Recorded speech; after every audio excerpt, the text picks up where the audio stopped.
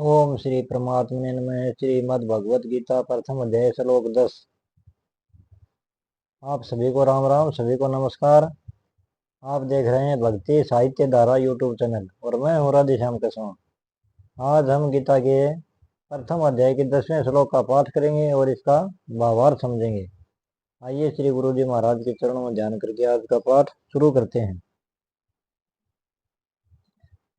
इस श्लोक का संबंध है पिछले श्लोक से। दुर्योधन की बातें सुनकर जब द्रोणाचार्य कुछ भी नहीं बोले तब अपनी चालाकी न चल सकने से दुर्योधन के मन में क्या विचार आता है इसको समझे।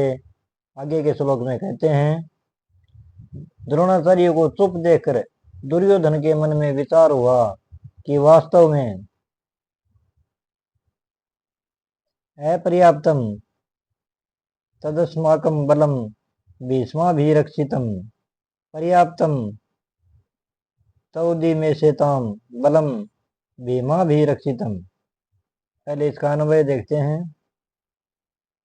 अन्वय अस्माकम हमारी, तत् वह, बलम सेना, पांडवों पर विजय करने में अपर्याप्तम अपर्याप्त है, असमर्थ है, क्योंकि भीषम भी रक्षितम उसके संरक्षक उभय पक्षपाती भीषम हैं।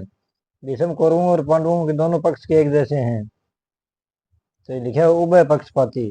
तो परंतु ऐसे ताम इन पांडवों की इदम यह बलम सेना हम पर विजय करने में पर्याप्तम पर्याप्त है, समर्थ है, क्योंकि भीमा भी रक्षितम इसके संरक्षक निज सेना पक्षपाती भीम हैं, भीमसेन जी हैं।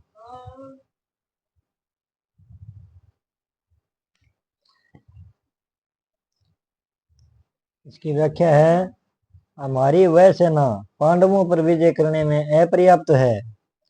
वो 18 सैन्य सेना है और पांडवों की सेना 11 सैन्य है। फिर भी दुर्योधन के मन में ये शंका है, ये भय है कि हमारी सेना अपर्याप्त है पांडवों पर विजय प्राप्त करने में। आगे कहता है, क्योंकि उसके संरक्षक उभय पक्षपाती है, कौरवों की सेना के संरक्षक है उभय पक्षपाती भीष्म पितामह हैं, परंतु इन पांडवों की यह सेना हम पर विजय करने में पर्याप्त है, समर्थ है, क्योंकि इसके संरक्षक भीमसेन हैं। मतलब भीमसेन के प्रति दुर्योधन के मन में भय घुसा हुआ है बचपन से ही। इसमें वो कहता है कि मैंने इसको जहर पिला दिया था तब भी ये नहीं मरा। ये ऐसा भीमसेन पांडवों की सेना का संरक्षक है, इसलिए ये सेना वास्तव में समर्थ है, पूर्ण है।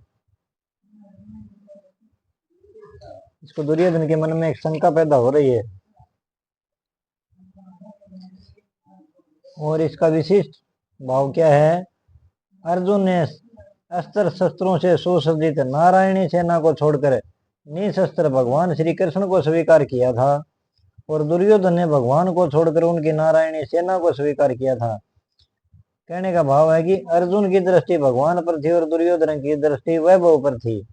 जिसकी दृष्टि भगवान पर होती है उसका हृदय बलवान होता है, क्योंकि भगवान का बल सच्चा है, परंतु जिसकी दृष्टि सांसारिक वैभव पर होती है जैसे दुर्योधन की थी, उसका हृदय कमजोर होता है, क्योंकि संसार का बल कच्चा होता है। इसके मन में पहले ही भय बढ़ा हुआ है।